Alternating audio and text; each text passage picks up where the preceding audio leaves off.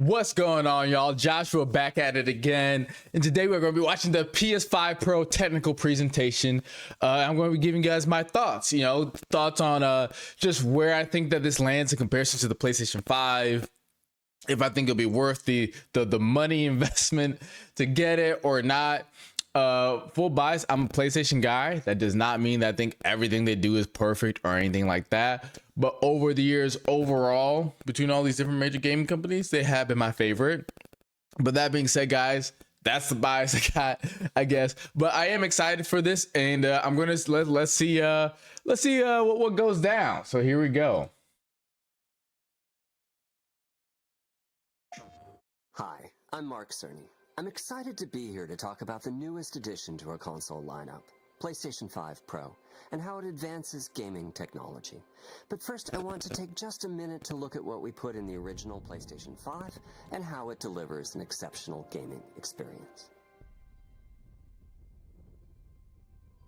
When PS5 debuted in 2020, it brought a lot to the table.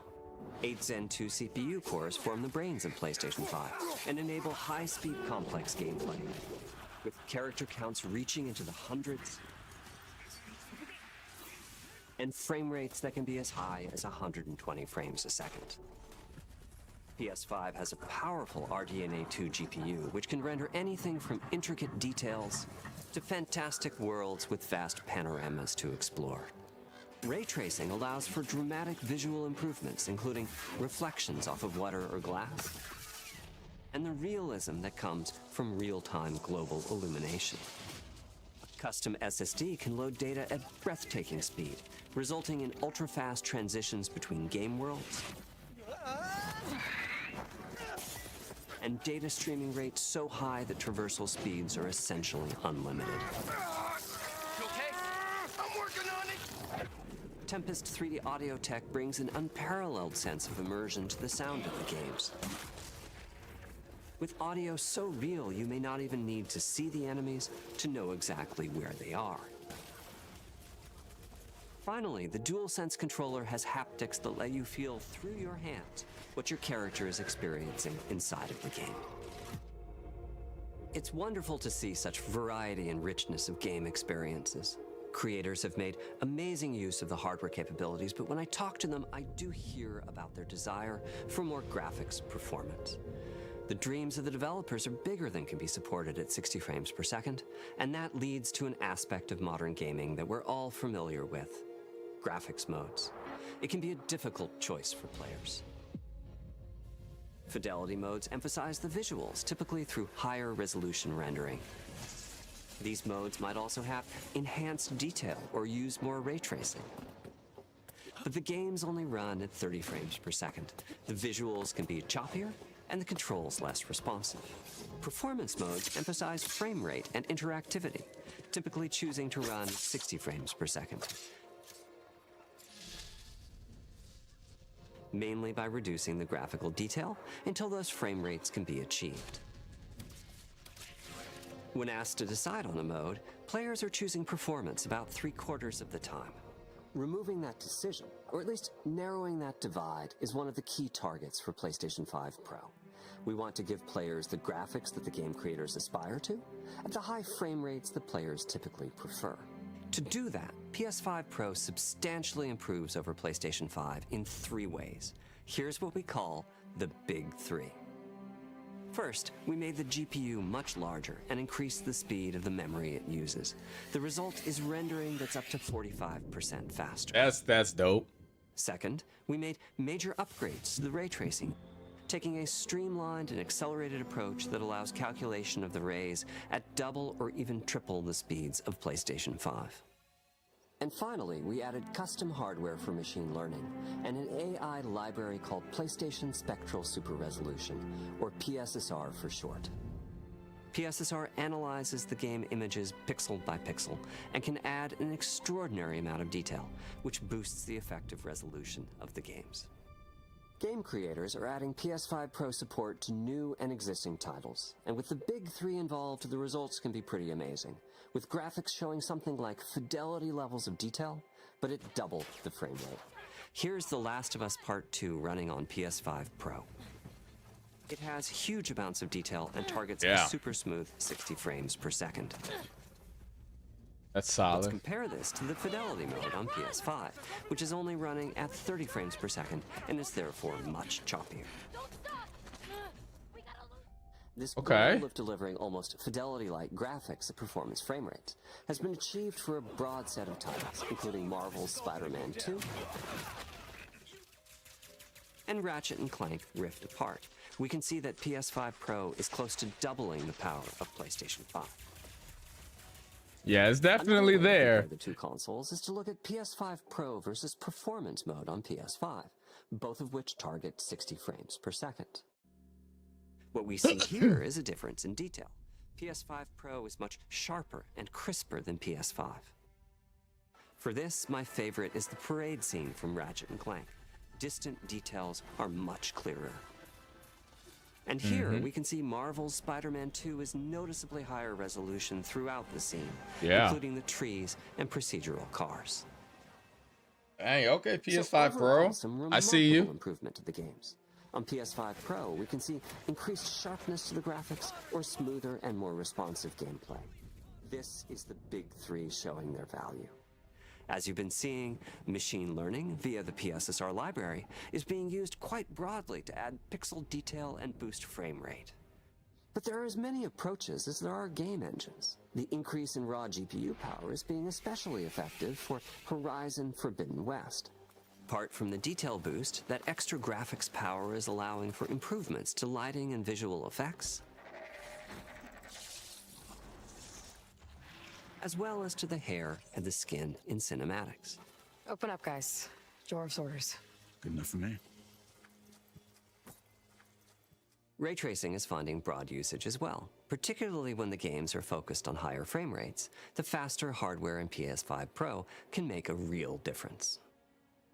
Allowing Gran Turismo 7 to add ray-traced reflections between the cars in gameplay, while continuing to support their targeted 60 frames per second. That's icy. That boost in ray tracing is also delivering big wins for Hogwarts Legacy, allowing not only for better reflections and a greater variety of reflective surfaces, but also for further realism in the casting of shadows. I hope you've enjoyed this run-through of the technology behind PlayStation 5 Pro. Simply put, it's the most powerful console we've ever built, and a worthy addition to the PS5 family. Let me wrap this up by giving you a quick look at a number of games running on the new console. Okay, y'all. I think this is what's going to make or break for a lot of people. There's a lot of support games-wise.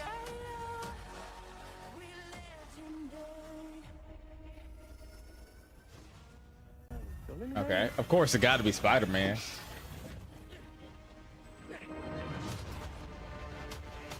Ah, thank you. I wanted to replay this because I hated having to choose between the performance or fidelity. It'll be worth it. Shoot, I might go back to Demon Souls for a bit. What's with all in there? Alan Wake 2? I don't know if I could go into that one, y'all. Ghost of Tsushima? Is that what that was? I guess I got the names in the bottom right.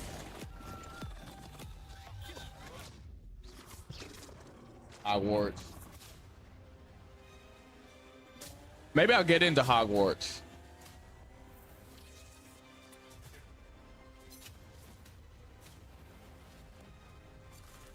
Oh, that's that first Descending game. Oh, Dragon's Dogma 2?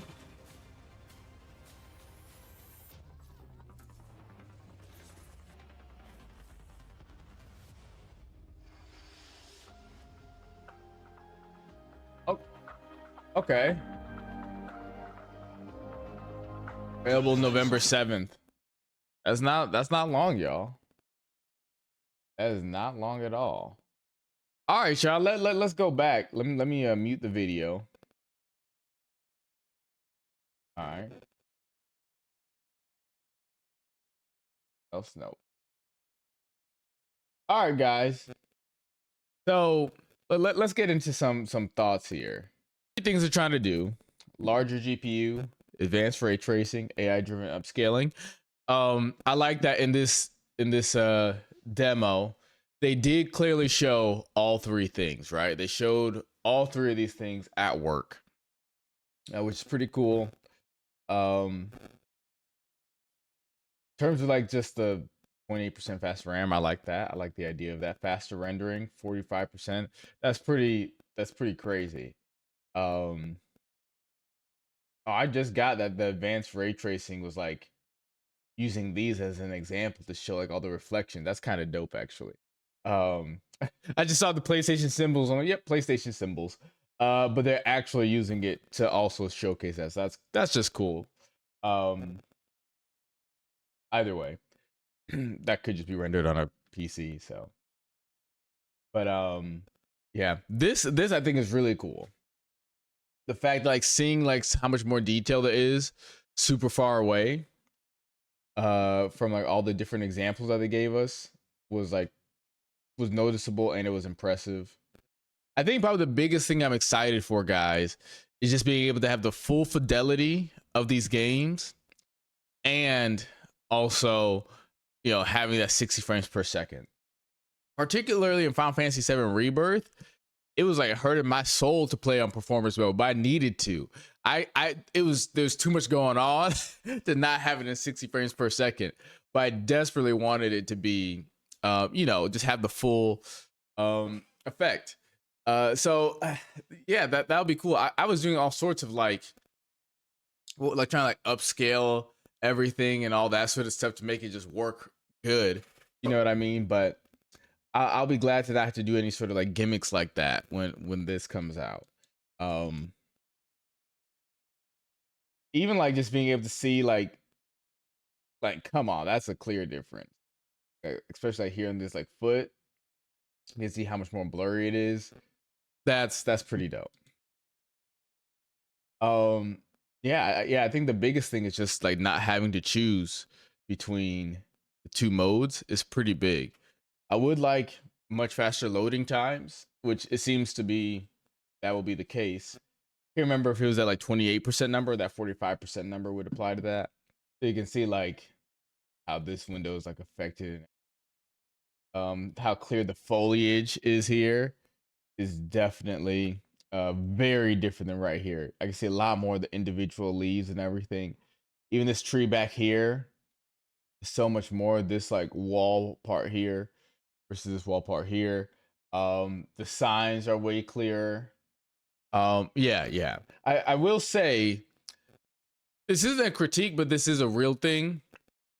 If you're not the kind of person who cares, like if you're playing your PlayStation 5 and you're like, this stuff looks great already, like on your current system, maybe you don't need the PS5 Pro, right? For me, for other people trying to get that your higher fidelity, and you know you really want that like clearness, you hate having to choose between performance mode and the fidelity mode.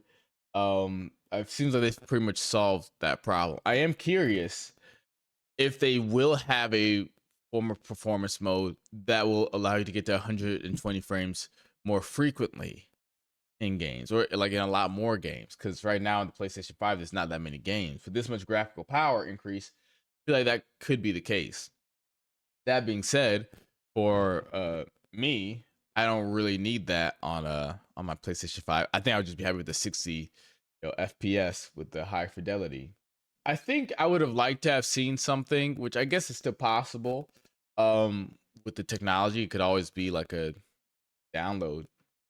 I would have liked to have seen something with like the 3D audio enhancement. Again, I think that's one of those things where the technology is already in the system. It's just a matter of like, you know, additional downloads. Not that it's like not already phenomenal, and kind of comes down to the game. It's like the technology is there. It's just how well the game developers, you know, implement it. Okay, well, like 11, 12 games. Yeah, I don't think that's bad, but personally, but I do think a lot of people will be, like hurt, will be butt hurt that there's only, you know, that many games available. Again, for me, y'all, it's you know, I only have so much time to play games anyways. So I don't need 100 games supported already. And I'm sure that a lot of people, a lot of games will be working to or developers rather will be working to get their game compatible with it. I'm excited to see just a lot of not as graphically intense games just get like 120 frames. I would love that. Like I feel like there's a lot of games out there that just simply aren't like that intense visually, but could just really take off. You know, with this new powerhouse. $700 to me is not bad. Um, I think it's a fair price. Um, for the most part, I think it wouldn't feel as bad if it was more. I mean, it doesn't feel bad, but I think it would feel better if there was like closer to like 20 games. And maybe for some people that's still way too low, but for me, I think if they had closer to 20 games available for like, you know, the PS5 version, PS5 Pro version at launch, I think then it would be a lot more justifiable for some people. I think, you know, from everything they showed us, it's anywhere between like what was like 28%, 28% faster RAM. So basically like a quarter to a third like faster RAM. Like 45% like rendering something rather.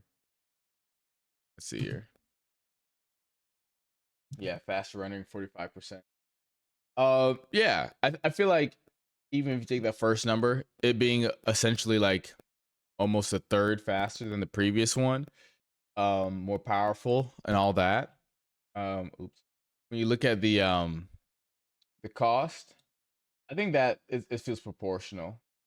You know, like if you didn't have a PlayStation 5, um, you would be getting, to me, a proportionally better console, right? Not some like ridiculous um you know, upcharge, right? I think if it was 800, I think that's where they would have lost a lot of people. Um, I think 600 would have felt like a bargain. But I do feel like 700 feels like a good amount. You know what I mean? Like that's actually um solid. It is interesting. I saw somebody say that it doesn't come with a disk drive. Um, yeah, it's probably because they made room for the graphical power. That's probably why they don't have a disk drive. They just want to use that extra space for something maybe a bit more meaningful. And guys, the fact of the matter is, I know that there's people still out there buying discs.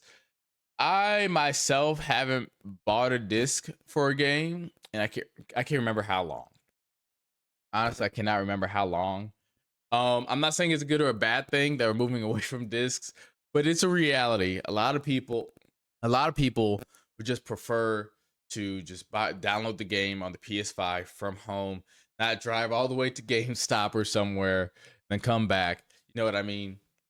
I think the last game that I played on disc was Returnal because I got it as part of my PS5 bundle. Guys, I'm enjoying what I'm seeing here. I think if they could get more games on the list between now and September, it's less than 2 months away actually. I do feel like this is a very solid you know, upgrade. I am curious about what some of the comments say. Let's scroll down in comments here. 800 in Europe without a without a effing disk drive is crazy. $700 with no vertical stand and disk drive is insane. It ended so abruptly after the price reveal, like they just threw a flashbang in the room and ran. Year 2029, PS6, $1,500 power cord sold separately. Bold decision by Sony leaving the comment section enabled after announcing with that price point. Yep, so you got a lot of people. Okay. People are really butthurt about the disk drive. And let me know, guys. Let me know in the comments below. How many games have you bought on disc since getting your PlayStation 5? And how many have you just downloaded? Or even in the past like year? how many have you just downloaded straight to your console, and how many have you gone to buy the disc for? Or I guess maybe you could buy them online and get them shipped to you. But how many times have you done that? Because for me personally, the reality is I have a disc on my PlayStation 5, a disc drive, and outside of playing Returnal, I've never used it ever. Especially after what it was quarantine. Quarantine hit, I didn't want to have to wait for games to ship because shipping was terrible. And ever since then, I never really looked back. A lot of people are upset about no disk drive and the price increase. The fact that, guys, here's the reality, okay? The reality is that a disk drive probably costs a lot less money to put in than some of these GPUs and other stuff, but also takes up a lot more space, right? So they made the decision of getting rid of the cheaper, more space consuming disk drive to have a much faster, more powerful system, right? But naturally, having it be 28% faster in this way and 45% rendering that way and all these other graphical improvements, those things cost more money than just a disk drive, right? So yeah, if you look at the base PlayStation 5 with all right, the PlayStation 5 Slim is okay for like $449 in a lot of places, right? That's what we're seeing. $449 about in a lot of places. So the PlayStation 5 is like 500, right? The fact that this is 700, I don't think it's 250 more than the base diskless PlayStation 5 for a lot more graphical power. I'm not going to say, guys, that every dollar to the amount of power is proportionally, equal or anything, but this is a superior system. My question is, what would you guys want the price to be, right? The PlayStation 5 is a great console. The Slim is a great console, 450 and 500 respectively. Yeah, so for official numbers, 449, 500, right? What should they price this at for people to not complain about no disk drive? You're focused on the disk drive, but it seems like you're not paying attention to the fact that it's way more powerful, over 25% powerful in one respect, and then like 45% faster rendering is like 28% first number. Like, what, you want it to be 600, 550? Like, what do you realistically want it to be? For the amount of graphical power increase this has, I think is very proportional to the cost, right? And the reality of, a lot of people will complain about something like a feature that's lost, even if they never use that feature. The fact of the matter is, for the most part, I never used the disk drive feature. A lot of people bought the Slim because they never used the disk drive feature. So if you bought the Slim for $450, never using that feature, and then they come out with let's say another Slim that was significantly more powerful, should they be the same price? Doesn't really make sense to me, right? It should be more expensive because there's more expensive components in it, right? Another thing I want to point out, and then we'll probably get on out of here. That was a nice $700 PC build promotion. Let me tell you something, guys. People who like talking about PCs and PC master race this and all that sort of stuff, yes, PCs, if built for it, are 100% the most strongest gaming setup you could have compared to consoles, right? Because you are designing it for yourself. Consoles are designed for everybody, right? Meaning that we want to have one very powerful system that can play the majority of games extremely well and is accessible for everybody. It's easier for game developers to design their games with this, graphical power in mind, right? All those sorts of things. To build a PC, I've seen videos like this all the time. To build a PC that's as strong as a PlayStation 5, I think it always costs like $1,000 almost or more, right? Certainly more than 800 to build a 500 PS5, a $500 PS5, right? To build this one, right, I would say it's probably going to cost even more than that, right? The fact of the matter is, guys, there are ways to kind of budget out your PC, right? You can build, some okay PCs, but honestly, if you're trying to play in 4K, right? A lot of these games that they showed us, you can do 4K 30 frames or like a lower resolution for, 60 frames, right? The fact that we'll be able to do 4K at 60 is not easy for a lot of PCs to do without a certain amount of RAM, certain kind of graphics cards, and all that sort of stuff, right? But a lot of people don't understand is that you might be paying $100+ for the case, just depending on the size, right?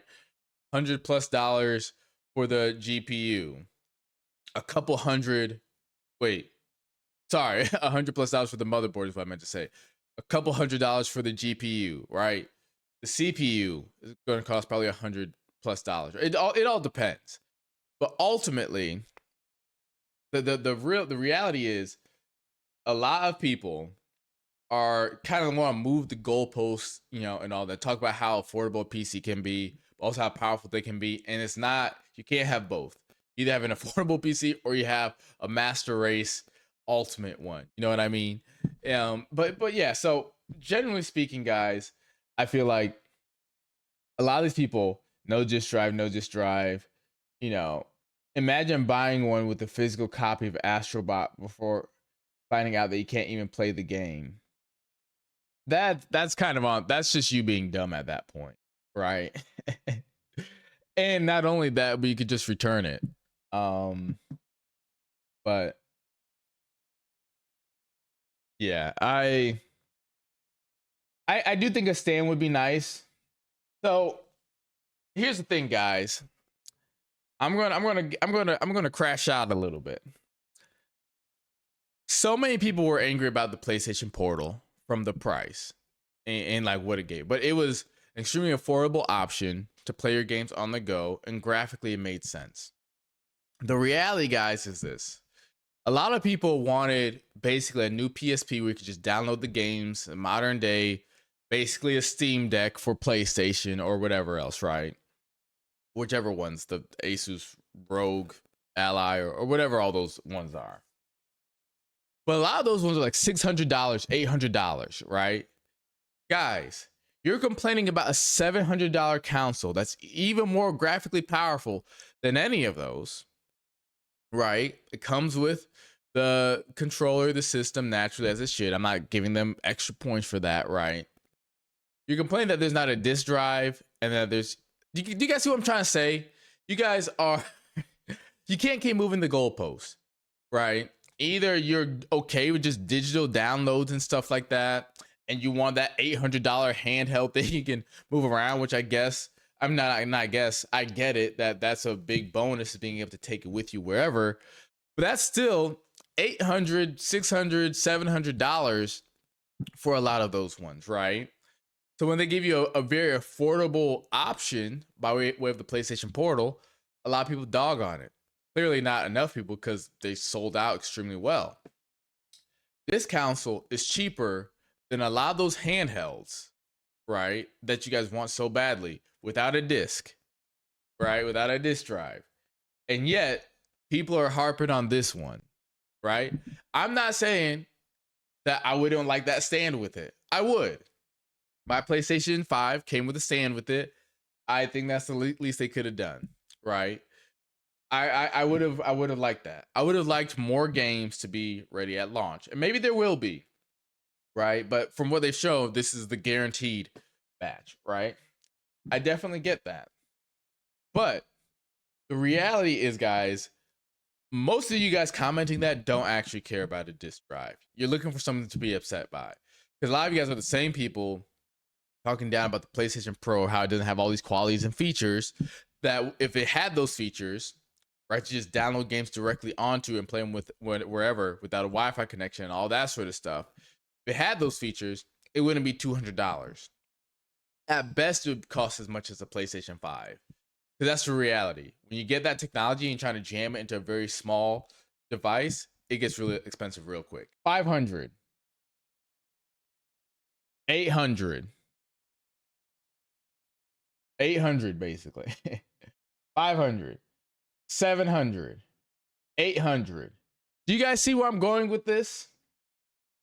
You guys want to pay 700, 800, 500. You want to buy entire PlayStation 5 consoles, entire PlayStation 5 Pro consoles, plus a stand, plus a game, right? And all these other things, right? For this very much graphically inferior, right? Mobile, it is mobile, right? But other than that, nothing about these. And to be fair, that's a strong point. Having your games mobile is a big appeal for a lot of people. I'm not downplaying that. But outside of that, this does nothing different or better than what your base PlayStation 5 does, right? Graphically or otherwise. My point in all that is to say, the fact that this is 700, you guys want something to be mad at. No disk drive. No disk drive. Right? Guess what? Why? Can you just download the games onto? That's what you guys want, right? To download the games onto there. Cool. You can do that. You can do that. Right, guys? So that's kind of my whole thing, guys. That's my review of the PlayStation 5 Pro. You guys, not all of you, right? You don't got to be a PlayStation fanboy. I'm not a fanboy. I was hoping for a little bit more, but I'm glad with what we got, genuinely. If I was turning my PlayStation 5 in to get a discount, whatever that would be worth, I think it would hurt less, the 700. But again, guys, what's that comment like 2029, which is only 5 years from now, right? PlayStation 6, $1,500. Guys, let's be real. $299, and what was the year? 2002, guys. 22 years ago. 22 years ago, it cost the same as the Nintendo Switch and $200 less than the PlayStation 5. All things considered, guys, I think we can say that's fair. Yeah. PlayStation 3, $500 at launch. Oh, there we go. $400 for the PlayStation 4. So we backtracked. That's good. Then to $500, right? Remember, $300, $500, $400, $500. Okay. Again, PlayStation 5 is leaps and bounds stronger than the PlayStation 4. But they still have the same strategy as the PlayStation 4, which is sell the console cheaper, make money off of the games. Right? That's fair. To me. To me. The reality is, guys, that I think a lot of people are complaining because they want the best stuff for free. They really want everything for free. I do too. That's not how things work. This $700 is, we're getting the discount. If you built whatever is in here with the PC, just bought the parts, it's coming out to more than $700, right? So yeah, the reality is that don't buy it because I want it. Maybe I'm a sucker for wanting it. I don't think I am. I think everything costs something, and if there's something that's quality, not saying it couldn't have more to it, not saying it couldn't come with the stand, not saying it couldn't come out with more starter games, but if something's quality, it's gonna cost. Just think about it the next time you buy like a $500 pair of shoes or something, like you could have bought almost a PlayStation 5 Pro. But with that, guys, that's the end of the video. I'm gonna try to chop this up and edit it real quick because I, for some reason, thought this was coming out way later in the day, this presentation. And in fact, it was way earlier than I expected. I should have checked. But either way, guys, I will see y'all next time. And until then, take care, like, follow, subscribe, all that stuff. Thank you. Peace out.